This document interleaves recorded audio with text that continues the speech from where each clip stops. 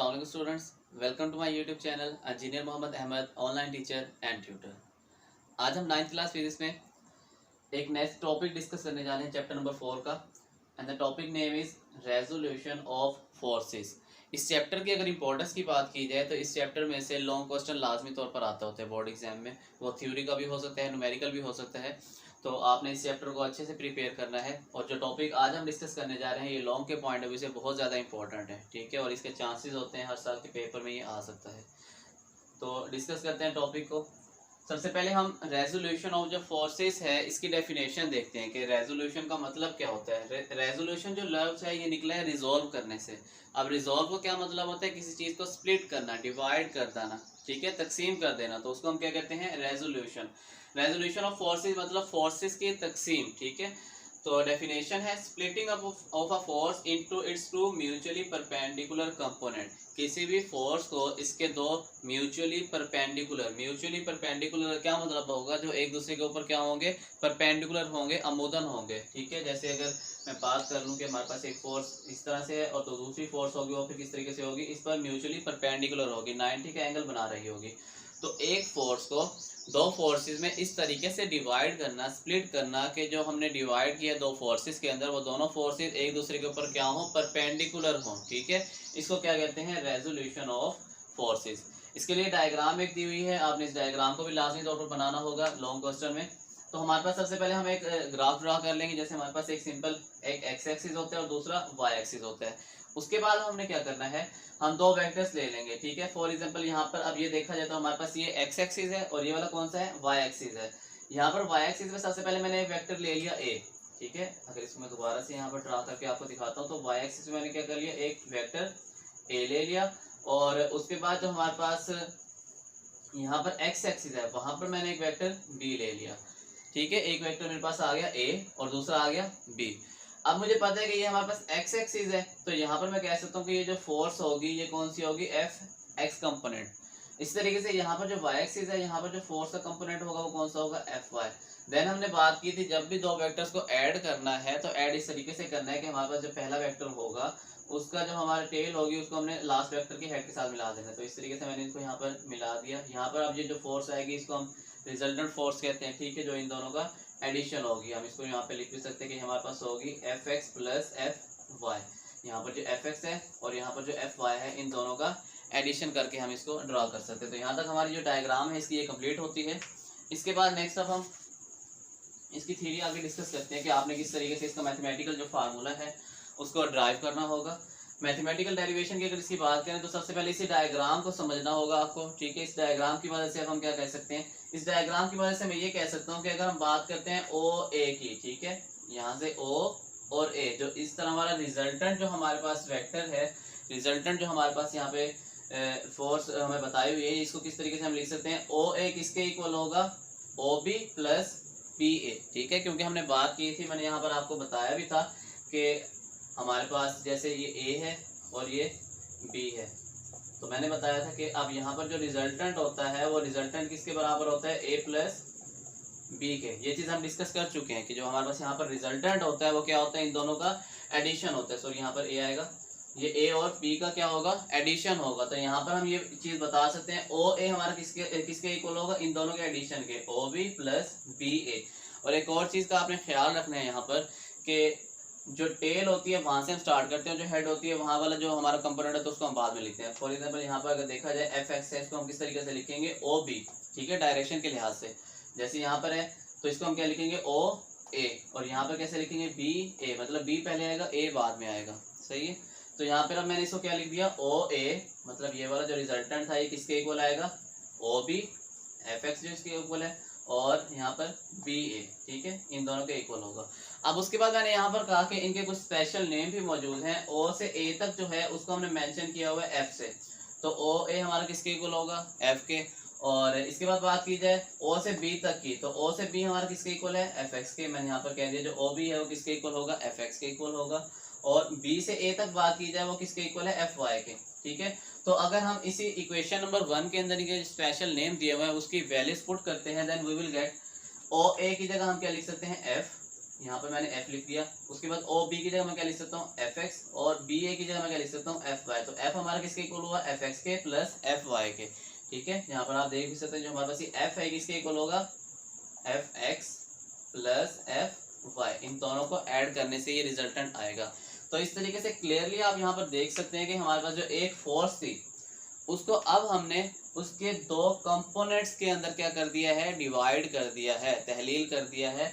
तो इस तरीके से इन दोनों को जब ऐड करेंगे तो हमारे पास यही फोर्स आएगी। और इसके बाद एक और चीज़ भी कि ये हम देख भी सकते हैं यहाँ पर जो हमने इसको डिवाइड किया fx और fy में, ये दोनों एक दूसरे के ऊपर क्या है, म्यूचुअली परपेंडिकुलर हैं। तो इस तरीके से जो हमारी डेफिनेशन है रेजोल्यूशन ऑफ फोर्सेस की वो कंप्लीट होती है कि रेजोल्यूशन ऑफ फोर्सेस के अंदर हमने क्या करना होता है, we have to divide a single force into two components of forces in such a way that they are mutually perpendicular to each other, कि हमने एक फोर्स को उसके दो म्यूचुअली परपेंडिकुलर कंपोनेंट्स में इस तरीके से स्प्लिट करना होता है, डिवाइड करना होता है, तकसीम करना होता है कि जो हमने स्प्लिट किया है इसको दो कंपोनेंट्स के अंदर वो दोनों एक दूसरे के ऊपर लाजमी तौर पर क्या हो, अमूदन हो, परपेंडिकुलर हो।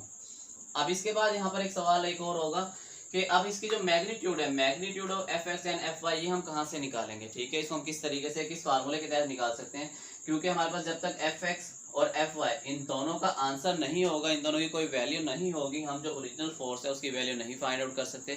क्योंकि f अगर आपने निकालनी है आपके पास fx लाजमी तौर पर होना चाहिए, fy होना चाहिए, इन दोनों को ऐड करके ही हम f निकालेंगे। तो अब इसकी मैग्नीट्यूड हम किस तरीके से निकाल सकते हैं, इसकी मैग्नीट्यूड के लिए यहाँ पर हम ट्रिग्नोमेट्रिक रेशियोज जो हैं उनको यूज़ करेंगे, ठीक है। ट्रिग्नोमेट्रिक रेशियोज आप मैथ में पढ़ चुके होंगे, sine theta, cos theta, tan theta, ठीक है। अब इन्हीं की मदद से हम क्या करेंगे, यहाँ पर जो ट्रिग्नोमेट्रिक रेशियोज हैं इनको यूज़ करते हुए हम अपने जो म्यूचुअली परपेंडिकुलर कंपोनेंट्स थे, ठीक है, fx और fy, इनको हम यूज़ करेंगे। और एक और चीज़ का यहाँ पे ख्याल रखना है, जो हमारे पास fx है इसको हम क्या कहते हैं, component of force in the direction of x axis, ठीक है। ये जो फोर्स का कंपोनेंट होगा ये किस डायरेक्शन में होगा, एक्स एक्सिस में। और ये जो हमारे पास है वाई वाला, इसको क्या कहते हैं हम, ये परपेंडिकुलर कंपोनेंट भी कह सकते हैं और इसे हॉरिजॉन्टल भी कह सकते हैं, या फिर इसे हम कह सकते हैं the component of force in the direction of Y axis, ठीक है। तो इस चीज़ का आपने ख्याल रखना है।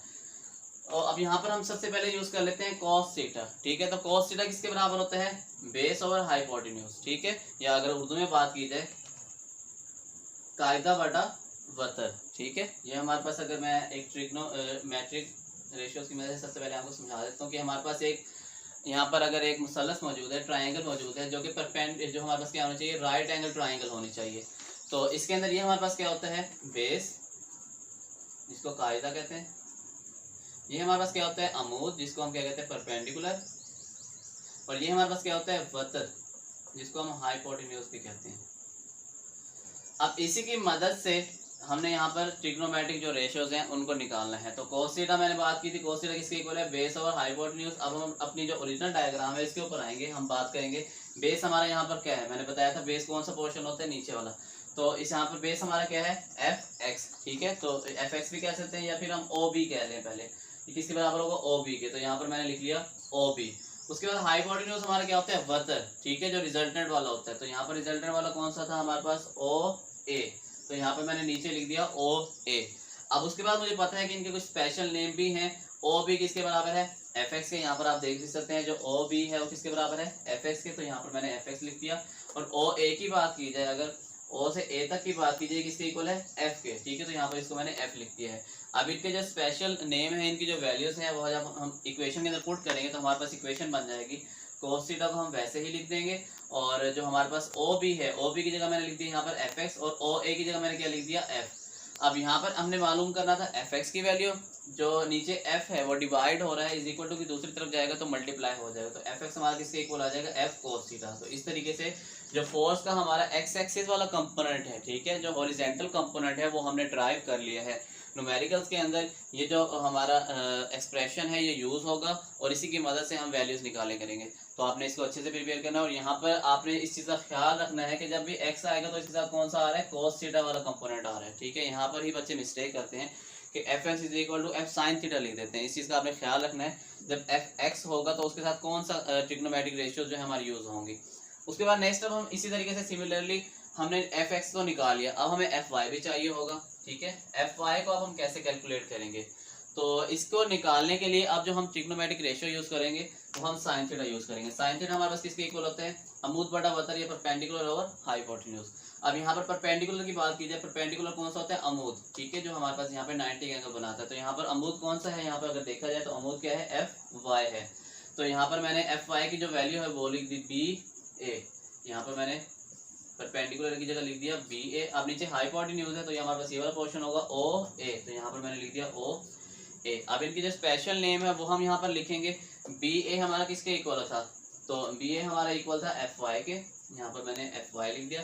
देन ओ ए हमारा किसके इक्वल होगा, O A will be equal to F, तो यहाँ पर मैंने एफ लिख दिया। इनके स्पेशल जो वैल्यूज हैं जब हम पुट करेंगे तो हमारे पास जो साइन थीटा है, ठीक है, साइन थीटा किसके इक्वल आएगा, बी ए की जगह लिखूंगा एफ वाई और ओ ए की जगह लिखूंगा एफ। सिमिलरली उसी तरीके से जब हम यहाँ पर एफ वाई निकालना चाहते हैं, एफ हमारे पास यहाँ पर डिवाइड हो रहा है, इज इक्वल टू की दूसरी तरफ जाएगा तो मल्टीप्लाई हो जाएगा, then F Y will be equal to F sine theta. तो इस तरीके से फोर्स का जो वाई एक्सिस वाला, ठीक है, या परपेंडिकुलर कंपोनेंट था वो भी हमने क्या कर लिया, ड्राइव कर लिया है। तो इन्हीं की मदद से हम न्यूमेरिकल्स को भी सोल्व करेंगे, आपने इस चीज़ को ख्याल रखना है इस चीज़ का लाजमी तौर पर। और न्यूमेरिकल्स के अलावा एमसीक्यूज में भी ये जो हमारे पास एक्सप्रेशन है ये यूज़ होते हैं। वो हो सकता है कि आपको वैल्यू दे दें, यहाँ पर कह सकते हैं कि फॉर एग्जांपल अगर हमारे पास एंगल 45 हो और जो फोर्स है उसकी वैल्यू हमारे पास 5 हो, then what will be the value of F X या what will be the value of F Y, ठीक है, डायरेक्ट आपको बता सकते हैं एफ एक्स की वैल्यू क्या होगी, एफ वाई की वैल्यू क्या होगी। ये वो आपसे पूछ सकते हैं कि जो फोर्स का एक्स एक्सिस वाला कंपोनेंट है, ठीक है, जो या फिर फोर्स का जो एफ वाई वाला कंपोनेंट है उसकी वैल्यूज क्या होगी। तो आपने इनको इनकी जस्ट वैल्यूज पुट करनी होगी और वहाँ से हम इसका जो आंसर है उसको हम इजीली कैलकुलेट कर लेंगे। तो स्टूडेंट्स ये था हमारा आज का लेक्चर। आई एम श्योर कि आप तमाम स्टूडेंट्स को हमारा आज का ये जो टॉपिक है ये भी समझ आया होगा। अगर कोई भी चीज़ आपको समझ नहीं आए तो आप लोग कमेंट सेक्शन में मुझसे इजीली पूछ सकते हैं। And don't forget to subscribe my channel. See you in next lecture. Take care. Allah हाफिज़।